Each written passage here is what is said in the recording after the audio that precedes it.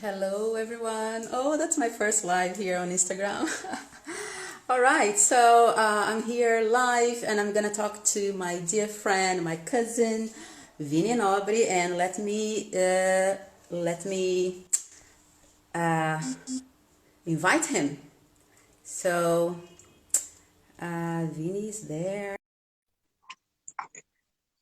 Hello, hello. So I invited him. So let's see if he. Hello. Ali, how are you doing? Good. How are you? Good. So nice to see you again. It's great to see you too. It's very exciting to be here. So excited. Did you like the call to action, the nobres em ação? I loved it. I loved it. It's a very noble thing to do. Your name is amazing, isn't it?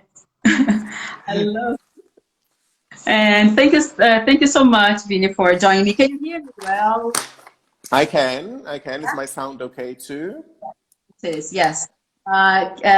Can people hear us? Can you just let us know if uh, people can hear us, all right, and see us? Can By you the way, say yes? hello everybody. I see Hina there. Hi Hina. It's great to see you. He is one of the biggest ELT names in Brazil and worldwide, of course. And it's such a pleasure to talk to you, Vinny. And so I decided to invite, oh my God, the background here. I decided to invite you to talk about managing freelance, your business as a freelance teacher. Yeah, so you are the one of the founders, right, of Troika, and I think you know your craft very well. So I would like to share some ideas with you and also interact with people to see if they have any questions. There are so many freelance teachers out there, right? And people, I think, who are migrating to freelancing world. And I also wanted to say that I run a Facebook group called Private English Teachers Reloaded. It's has over 6,000 members. So this would be great to, to share these videos with them as well. So No, I think that it's a great topic. There is a natural tendency that I've been witnessing, and people have been migrating to the freelance business and teaching privately and working by themselves. There's a huge market for this. I know a lot of people who have been really successful.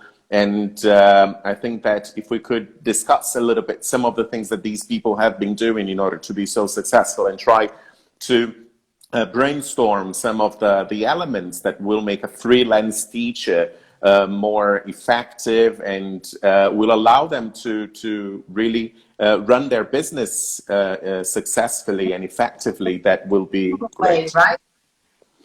Yeah, and there are a lot of people also who are considering the possibility, might be a little afraid, a little insecure. So I think that hopefully we will be able to brainstorm some of the ideas, right? Yes, Ah, definitely. Verônica, hi. Uh, that's nice. And have you ever worked, Vinny, as a freelance teacher? Yes, yes. Actually, at the beginning of my career, most of my work was freelance.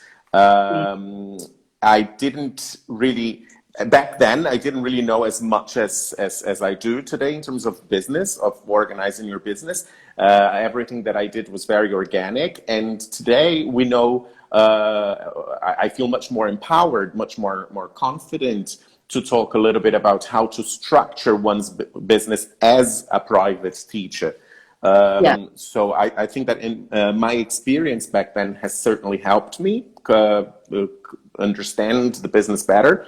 But I also have been supporting private teachers for their businesses to take off, and I have studied a bit further. So that's what I think we could focus on today.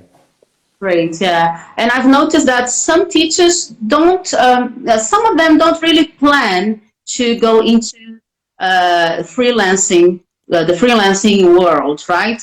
But they just see themselves They sometimes they are not very happy with the work where the workplace, the school or the university where they work. So they want to try something different. The salaries are not so high. So what would you say to these people who actually didn't plan to work as a freelance teacher, but it's kind of the only way that they see themselves progressing as a teacher? That's great. Great question, Cisa. Let me just say hi to, I see a lot of people joining us. Let me say hi to everyone. I see Carmen there. Yes. And if you have questions, those of you who are watching us, please send us the questions. We really want to be able to address your specific needs. Well, I think that I see a lot of people migrating to the freelance business for different reasons, right? Some people, they want to do it because of quality of life. They want to be able to manage their schedule with more flexibility. They want to be able to choose where they're going to work and how. Some people, they want to do their own thing. This is also something that has been happening more and more. They don't feel aligned with an institutional belief in terms of their pedagogical practice, and they want to have their own DNA, their own ethos in what they do, and this has been happening quite a lot as well. And some people, they migrate to the freelance business because of money. Because you become responsible for your own financial results, and as a consequence, depending on how much effort you put into it, you can make more money. And some people do this because of the three reasons together, right? They want to make more money, they want more quality of life, they want more flexibility, and they also want to apply their pedagogical beliefs. Yeah, but it's not easy, right? I've been I am still I'm a freelance teacher, but I also work at universities. So, but it's not my main source of income anymore. And even though I really liked being a freelance teacher, it's not easy. What do you think are the most challenging issues that freelance teachers have to overcome when they start their business? I think this is also a common question, right? I absolutely. I believe that one of the, as far as I'm concerned, and the experience that I've gathered working with freelance teachers and private teachers in Brazil mainly, but also talking to teachers in other contexts, is the fact that sometimes this teacher who wants to fly solo, who wants to work by themselves, they're not necessarily willing to run the business. So, and this could limit a little bit their potential. What do I mean by that? One of when you become a freelance teacher, there are two ways you can do it. You can teach, and then you go there and you teach your lessons by yourself, or you can start a business. And when I say starting a business, I'm not talking about renting a school or necessarily having a name for your business, but it's looking at yourself and your work power as a business in itself. And a lot of teachers resist this because they don't like to do the accounting. They don't like to worry about the marketing. They don't feel comfortable doing the admin work that is implied when you become a freelance teacher. Being a freelance teacher without looking at the business side of it can limit your potential. It does limit a little bit what you can do. Successful freelance teachers, they usually embrace that business side of it. And organizing Ceci, Renan is asking to put up a question box. I'm not sure if I can do it. Question. I don't know how to do that. Question box. Okay. Questions from viewers. I really don't know how to do this. Renan, but if you type your questions, we'll be able to see them anyway. Sorry. Just so as I was saying, this and Tommy just pointed out, the struggle is real because suddenly you are moving from, you know, the classroom experience, organizing the resources and thinking about the language and thinking about the activities that you're going to do, and then you have to switch off and switch on a different persona, and you have to go to an Excel. Send reminders to students and get the money and check if the money is in your bank account, right? I remember hating Absolutely. Absolutely. This is an issue, right? So the freelance teacher has the pedagogical freedom, but also the admin responsibilities. And when we talk about starting your own business, these two worlds have to be carefully planned for you to be really successful. The business side of it, so understanding who your competition is, having a clear plan, thinking about the marketing that you're going to do and the accounting and all that, and also the pedagogical principles that you want to impose. Because if you're doing this too loosely, again, you might be limiting your potential, right? Carmen has just pointed out that a lot of freelance teachers don't plan the business in terms of, for example, their target audience. This is absolutely true. And when you're starting a business, you have to think, okay, what kind of service am I? I'm going to offer English classes. Okay, but English classes is very broad. Yeah. To narrow down a little bit. And I also see sometimes the opposite. Teachers focusing too much on marketing, for example, and forgetting the pedagogical principles. You know what I mean? And I am of the opinion that I think first of all, we are teachers, right? And this is my opinion. And we need to know our craft. We need to know what we're talking about in order to be able to sell our services. But we cannot sell the services if we don't have something of good quality to offer to our students, right? Yeah. One of the issues with private teaching, especially English language teaching, is the fact that our business is very informal, and there are people who will take advantage of this. I just yesterday or the day before, I posted an IGTV in which I talk about methods. And something that really gets on my nerves is teachers who create their own methods. That's so methods. That is what's that? So irresponsible. I mean, if you've done any kind of serious study, you know that a method is a very systematic thing. Now, you're not going to create your method, but you do have to know your beliefs. So what are your pedagogical beliefs? But because we are an informal business, it's very easy for people who are not serious, who are not committed, who are not responsible practitioners to go out there with a beautiful marketing campaign and start recruiting students, I mean. So what we need to do when we go freelance, we need to find our unique selling propositions. What is it that you can turn to your students and say and sell that will make them understand that you are a true professional? So, and I've always believed that the more you know, the easier it is for you to sell your services. So if you systematize your academic beliefs, if you have a sales pitch that has solid academic background, if you can present your services to your students by pointing out pedagogically what you do and what you believe in, it becomes easier.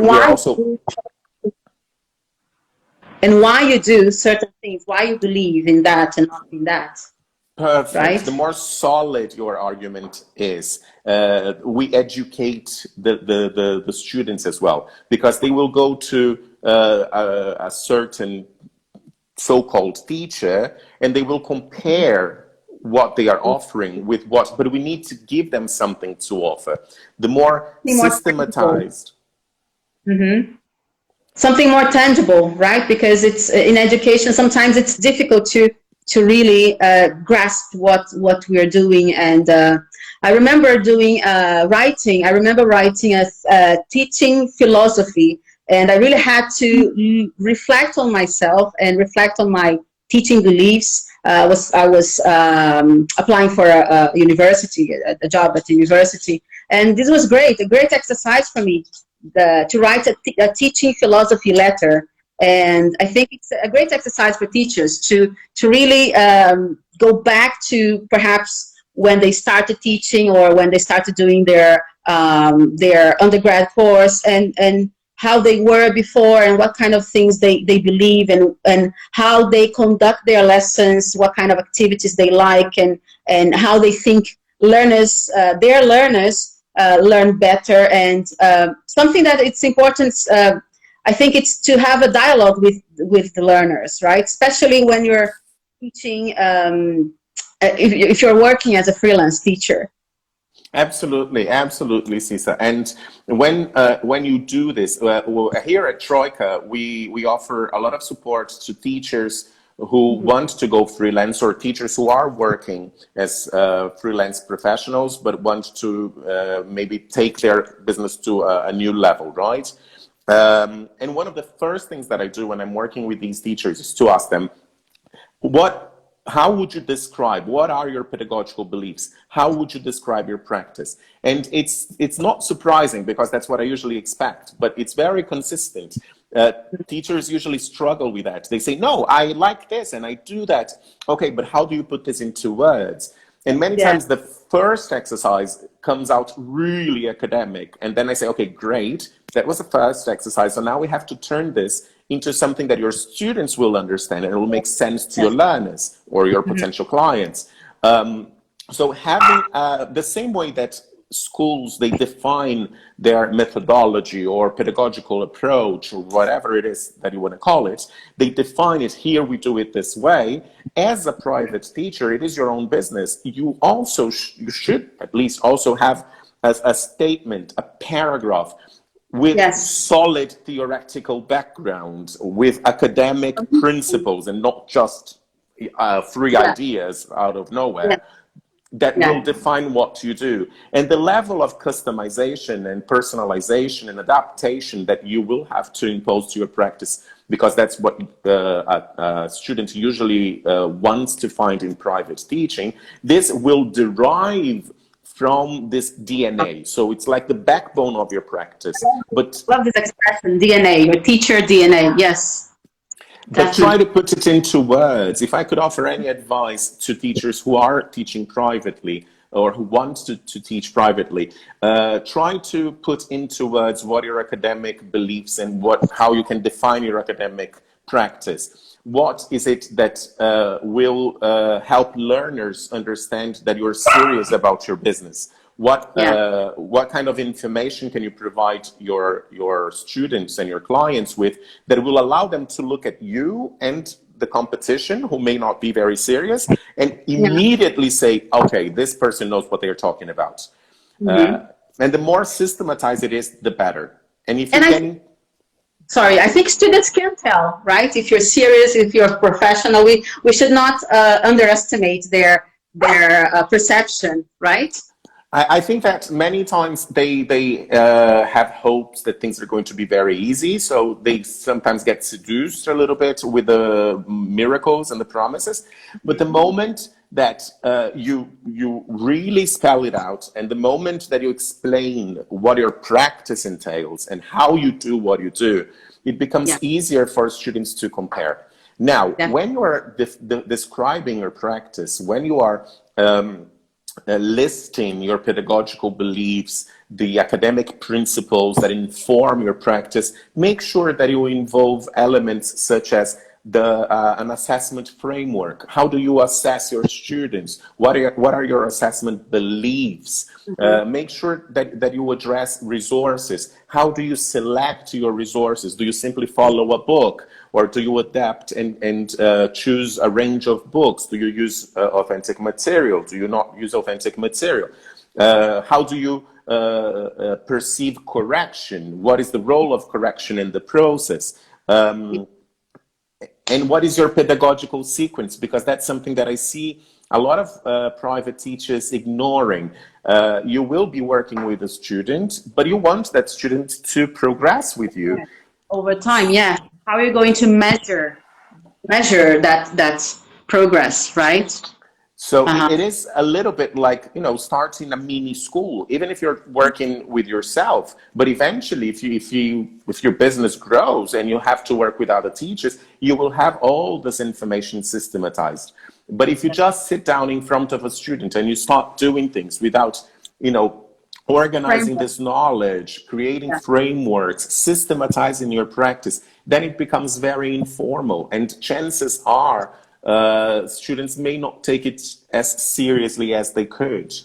Yeah, and they won't have this sense of achievement, right? I think it's very important to give students this sense of achievement in every lesson, right? To what they're taking away from that lesson, and Absolutely. And we need to find, as freelance teachers, we need to find strategies to communicate this. Because when students join a course, mind you, it's very measurable for them because they go from basic 1 to basic 2, and it's a semester course, or it's 2 months, or, you know, whatever it is, but it's all very clear cut. And there are pros and there are cons. From the perspective of sense of progress, which is a real issue in English language teaching, because for students to really feel the progress, they kind of like expect to reach an advanced level, and that's going to take forever. So as you brilliantly pointed out, we need to find ways to create the sense of achievement on a very regular basis. If you don't have the structure of a school behind you, it becomes a bigger challenge. So the freelance teacher needs to find strategies and ways to communicate to students, to provide them with reliable and relevant feedback so that they perceive the development and the progress that they are achieving. Yes, definitely, yes. And what kind of tips would you give to teachers on how to stay organized? So going back to this, I'm so sorry. We are all working from home. We know what it's like.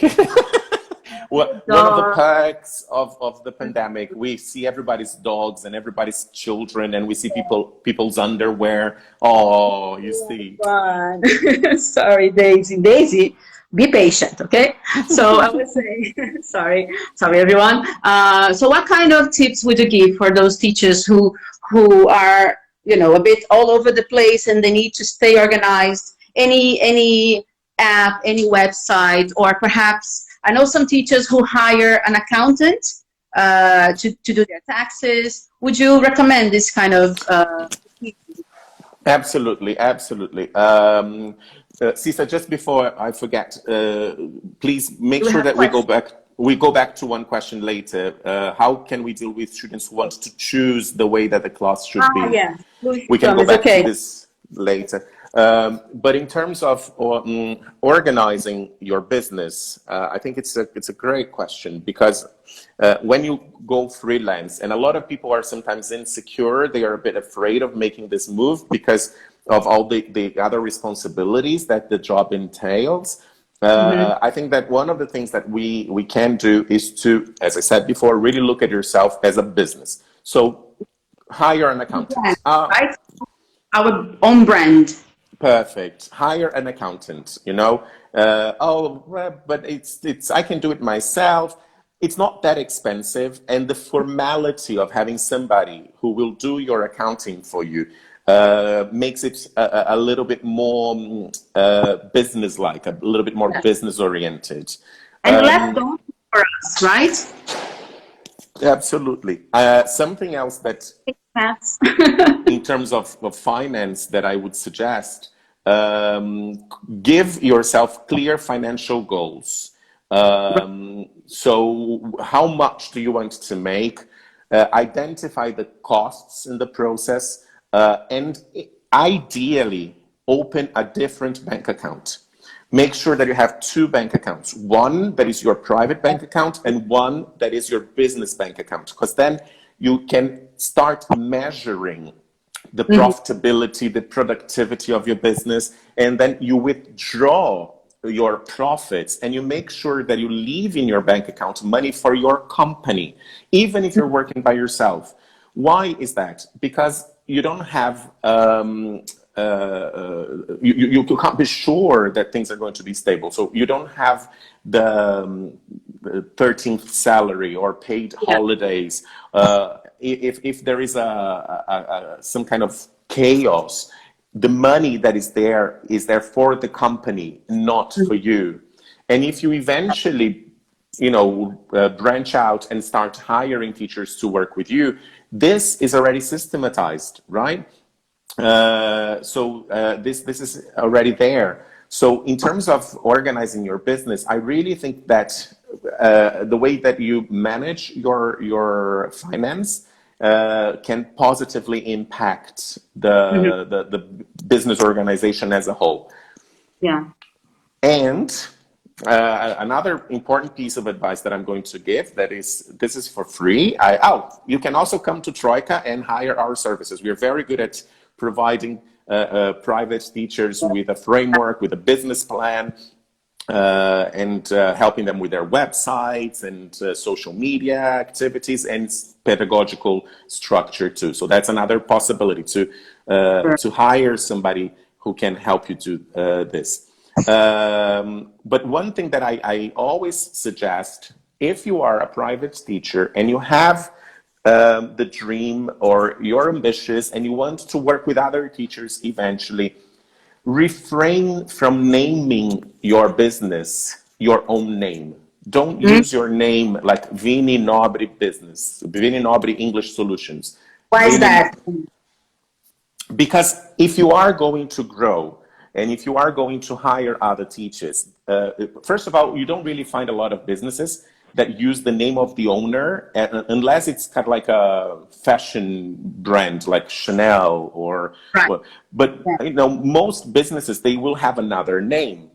Business you're referring to, right? Educational business.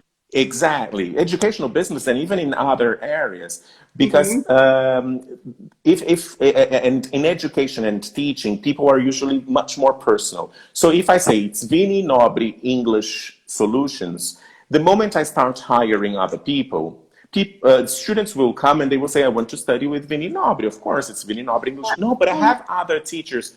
No, but that's Vinnie Nobre's school. The owner, right. The founder, the owner, yeah. So if you can detach yourself, and I've always believed that good businesses, they need to have strong leaders. It's important that people look at the leadership and understand who the leader is, and powerful presence is very important, but that doesn't mean that it needs to be the name of your company. So if you start teaching privately and you consider the possibility of maybe in the future working with other teachers, when you open your CNPJ, when you legally open the company, make sure you can do whatever you want actually, but I mean, it's a suggestion. Consider creating a neutral name, because that will allow you to have more flexibility. Yeah, definitely. Yeah, I haven't thought about that, but this is, yeah, I agree with you. Yeah. And I think I think other teachers, when you hire the teachers, they will feel more comfortable as well, right? They're working for that school, not for Cecilia or Vinnie, or I think it gives a more fair position for them, right? Yeah, and I think it makes it easier for your business to grow in spite of you, which is very important. You want independence at the end of the day. So as an entrepreneur, as a freelance professional with a business that is growing, you want the business to keep functioning, even if you have to travel or whatever. So the moment you attach it too much to your name, chances are it will depend. Right? I'm sorry, Vinnie. Sure, it becomes, I mean, it becomes too dependent. Your business becomes too dependent on you, right? Absolutely, absolutely. See, so going back to that question that Luz Idiomas asked. How can we deal with students who want to choose, yeah, choose the type of lessons? That's a good question. Yeah. I think that I go back to what I mentioned previously in terms of how you organize your pedagogical beliefs, because you can be a freelance teacher. You need to see what is the value that you bring to the game, right? If when you approach your students, you say that your service is highly customized, and then students make determinations of what they want to do and what they want to study, you need to be able to accommodate that, because that's part of your sales pitch.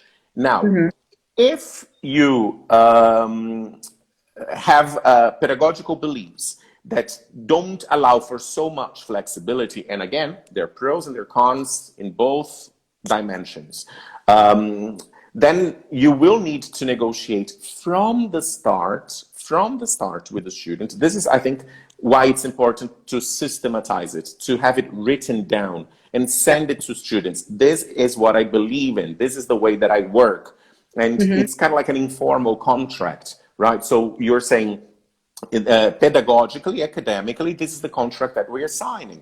And in that description of your beliefs and your work, you point out the level of customization and flexibility that you accept, that you are able to incorporate. And this can vary. I mean, you can consider that your special element, your certain je ne sais quoi, is exactly the fact that you adapt and you take whatever students want and you make it work, you make it happen, you accommodate it. Maybe in other contexts, your role is to convince students and explain to them what your beliefs are in order to select some of their requests and reject some of their demands as well, right? Yeah. I think, for example, I've had students who want, for example, one day they want to work on writing an email. They have something important and more immediate. They need to write an email to their boss or a conference proposal, something like that. They need our help. And I think this is a great way to personalize the lesson, because it's a real need of the student, right? And absolutely. And I think that everything that is communicated in a transparent manner is possible. Because a possible backlash is for students to start bringing immediate demands, and instead of being a private teacher, you become a private translator, for example. No. I think we have to limit that. Yes, definitely. And then, but again, if this is the service that you offer, if this is what students are paying, and they don't expect to develop their level of proficiency, and there is an agreement there, this is absolutely fine. The real problem is that many times students bring these requests, but they also expect to be learning. And then you are unable to follow an academic program because you are essentially providing immediate support.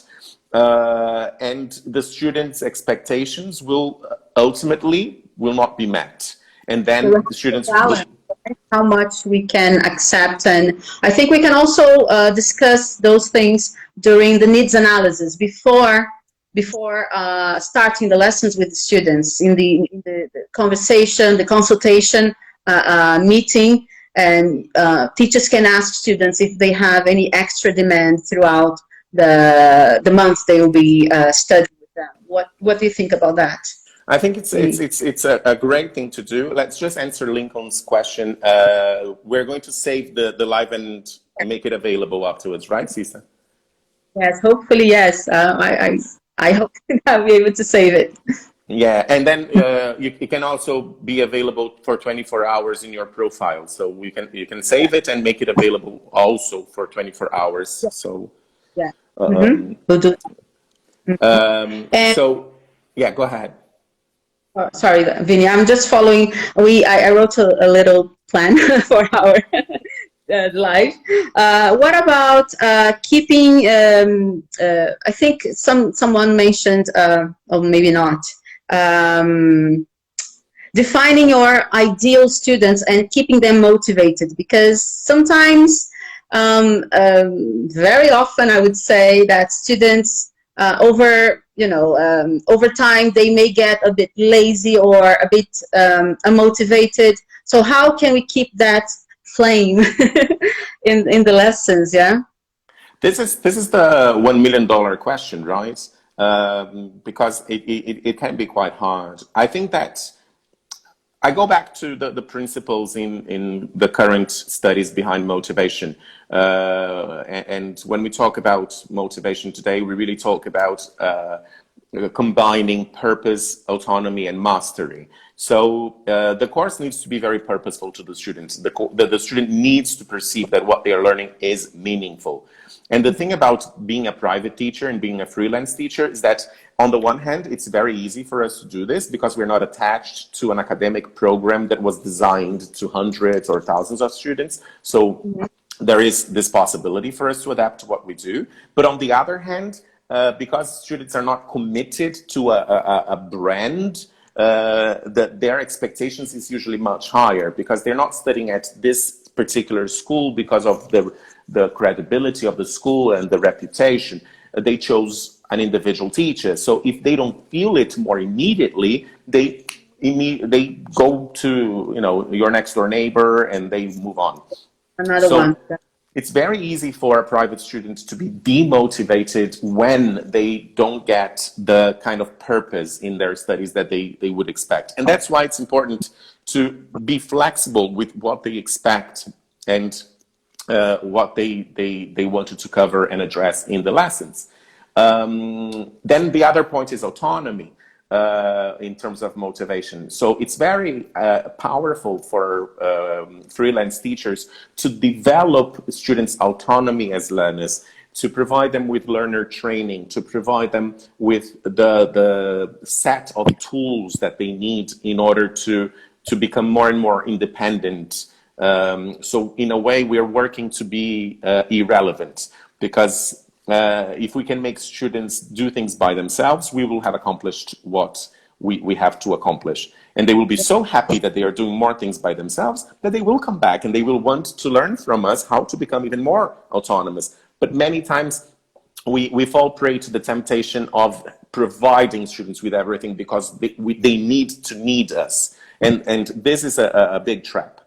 And the third element is mastery, which is what we mentioned before, the sense of accomplishment, the sense of progress that students need to feel on a regular basis. And as a private teacher, if you're working freelance, for example, it is very easy for you to forget that. And the lessons could easily become an informal conversation. It could become a chat. And then students become friends with the students, right? Say it again. Especially if you become friends with students over time, you get more familiar with them and with, right? So it's absolutely. And Hina just mentioned here that it seems to him that using different tools to provide them with good feedback is essential. Absolutely, Hina. Because when you are in a big language course, for example, in a language center, the framework, the assessment framework is already in place. So they have the formal tests, they have the written tests. So we can discuss the reliability and the validity of these tests. We can, I can go on for hours talking about assessment, but the fact of the matter is that they make students perceive that they are developing. It gives them something concrete in terms of progress. I'm not saying that as freelance teachers, we should necessarily have written tests. It is a possibility though. But even if you choose not to have formal tests, it's important for us to implement a framework of assessment. How do you assess the students and communicate to students how much they are developing? How do you provide them with feedback that is perceived as relevant and accurate and will then make students more motivated? So mastery, purpose, and autonomy, these three elements together in the freelance teacher's classroom should help students feel more motivated. Help teachers assess students, right? And I want to share one idea, for example. Now with the online teaching, I think it gets even easier because now we can record our lessons, we can record students' voices, and what I usually do is record my lessons and reflect back on the lesson, on myself, on the student, and I write a very short report on my students' lessons performance throughout the month. So I give them this report based on my observations, my lesson observations, and I usually send the one or two videos for my students, the recorded videos, the recorded lessons, so they can see themselves and they can see, oh yes, in the beginning of the month I was like that, and by the end of the month I was doing, you know, a little better. And this, I think, on monthly basis or a weekly basis, it depends on each teacher, but giving something, as we've mentioned before, something tangible, such as a video recording or an audio recording, and give them concrete feedback, I think it's really motivating for them. No, absolutely, absolutely. I think that technology can definitely help us provide students with the evidence that they need for them to assess themselves and perceive the progress and how much they've achieved.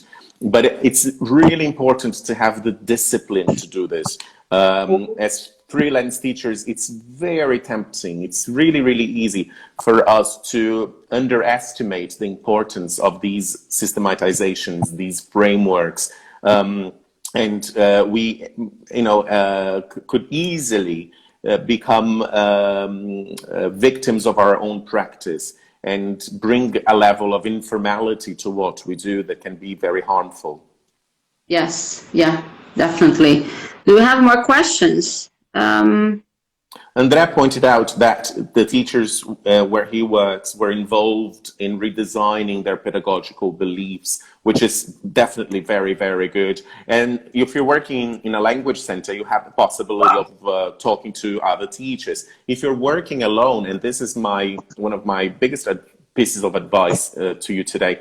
If you're working alone, make sure that you find a community, people that you can bounce ideas with, so that you can exchange, you know, your pedagogical beliefs, your admin practices, and it can, you know, allow you to build a more solid community around you. Because private teachers should not look at other private teachers as competition. You should look at other private teachers as a community, really. Because one of the worst things that you can find in any segment, in any market, is the idea that whoever is offering a similar service is a competitor, and then you need to stay away from them. Even in the pharmaceutical industries, even if you are in the pharmaceutical business, you have conferences and you have gatherings and summits where people exchange ideas and practices. I find it very interesting. Right? I find it very interesting that in English language teaching, it's usually the opposite. You have to hide what you do. You don't share your secrets, and you know, it limits a lot our potential to grow. Definitely, yeah, I agree with you. But I don't. I don't know. Do you think that teachers see others as competitors? I've seen a lot of teachers who keep a lot of what they do to themselves, because they do look at other private teachers as competition. But the most successful ones are usually willing to share, and they belong to a community. And these are the ones that usually stand out the most, because in my opinion, there is much more learning, there is much more opportunity to grow if you are talking and sharing and you know, really investing in the profession itself and not just your business. So the more we give, the more we get, right? I know it sounds a little cliche, but I'm a big cliche, so. Completely agree. Stop, Dixie. I'm sorry. This is on fire. It's on fire. Oh my God.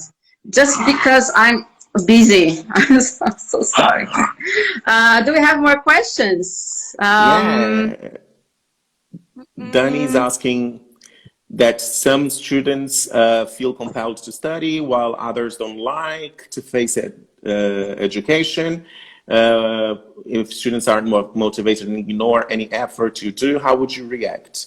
That's a very interesting question. And I think that it has a lot to do with expectations and understanding what students' expectations are, but also accepting that students' expectations will be different from ours.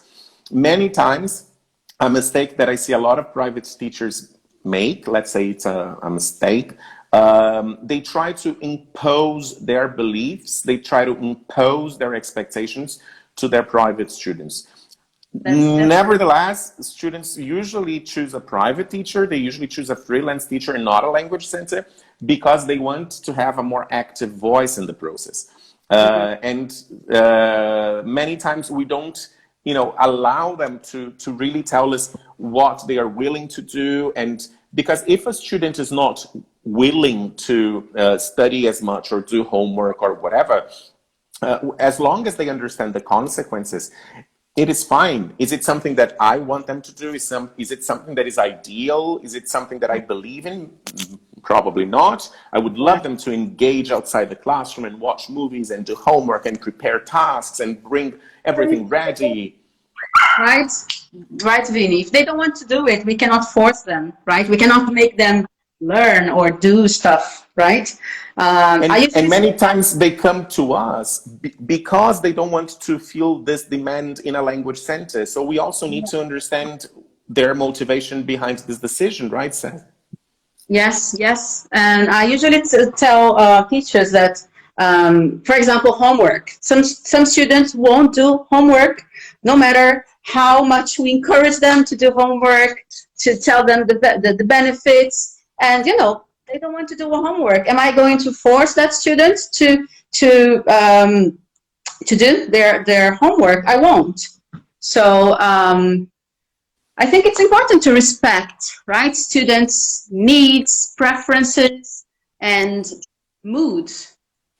Yeah, and adapt, our practice minimally, because I think that what we really need to understand is that what motivated a student to choose a private teacher rather than a language center or a school, right? Mm-hmm. It could be just because of availability in terms of time, or it could be because of pedagogical beliefs. And if we impose our beliefs and we don't show flexibility, which is something that they often expect to find in a private teacher, we might lose a lot of students. And we know that people learn in different ways. We know for a fact that there is no recipe, there is not just one correct way to do this. And if we can make students feel accountable for the process, that's real education, right? We need to share with them this responsibility and make them perceive their role in the process. And, accept that sometimes we're not going to have it our way. Yeah. Tami just mentioned here, she shared a beautiful African proverb. Everybody's talking about it. I think we should read it. I missed. What did you? Simplifica inglês. Yes. Tamir is marvelous, gorgeous. If If you you want want to to go fast, go ahead, Sis, it's all yours. go alone, if you want to go far, go together. Exactly. Yes, I truly believe in that. Yes. Yeah. I And believe. Danny went back to the beliefs imposed by institution. That's when we started our chat. That's one of the things that we mentioned, Danny. Many times teachers are leaving institutions because they don't feel aligned with the beliefs. And Mhm. we should actually be very glad that nowadays it is possible for you to make ends meet and be a successful professional, even if you're not working for an institution. Many years ago, this was not as easy. If I always say, if you are not aligned with the beliefs of your institution, it makes it very painful because you Yes. cannot change the institution. There is a limit to what you can do. So what you need to ask yourself is always, from the things that I don't agree with, is there anything in this group of things that I don't agree with that really hurt me, that really offend my principles, that I cannot compromise? If there is, either change institutions or fly solo, because it's unsustainable. And then you might become one of those bitter teachers who complain about everything, who are never happy, but don't have the guts to move on and do something different. So if there is a belief that is imposed, or a practice or something that is imposed by the institution that truly offends your principles, look for a different institution, or try to do something by yourself. Yeah, definitely. Yeah. Now, no institution will be 100% aligned with your beliefs, mind you, right? We also have to be flexible in that sense. So it's what I said. You look at the things no that you don't agree with. institution. Yeah. You look at the things that you don't agree with, and you ask yourself, is there anything here that really offends my principles, that I cannot let go, that I cannot compromise with? And then if there is, the institution is very unlikely to change just because of you. It's better for you to change your life and not expect the institution to do it on your behalf, right? Yeah. I agree. Any more questions about private teaching? And what about another question that I get a lot in the group, Vinny, is pricing our services. What When kind of teachers they keep asking, how much do you charge, and what's the fair fee? You're charging too low or too much, and how would you answer that? When it comes to pricing, there are basically 5 ways of looking at pricing, right? There are 5 big strategies for pricing. The first strategy is to consider, it's to choose your price based on the costs, is to consider the costs. So how much does the operation cost? And then you add an extra there. There is a plus, right? So this is one strategy. The other strategy is competitive pricing. Competitive pricing, you decide based on your competition. So you do some benchmarking. How much are teachers who offer a similar service, who have a similar profile, charging in my segment, in my city, if it's online, or so that's another possible strategy. The third strategy is based on value. What is the value that the customer perceives in the service that you render? So for instance, if you offer something that is very, very specific, you offer legal English to advanced learners who are moving to New Zealand and are going to work with blah, blah, blah, and you're the only and you are a lawyer with a PhD in law and another PhD in education, the value that you can offer, and if it's perceived by the students, will allow you to decide on your price. The other 2 last strategies, they refer mainly to when you're starting your business. One strategy is what we call price skimming, which is you start with a high price and then you lower the price, adjusting it to the market. And the other one is it's a penetration pricing strategy. So you start with a low price just to enter the market, and you gradually increase your price until you realize that people are not happy anymore. So 5 strategies for pricing. It will depend on the kind of teacher you are. It will depend on the kind of students you have. But above all, it will depend on the strategy that you choose. It can be based on cost. It can be based on the competition. So the market itself. It can be based on the value that students, your clients, perceive in the service that you offer.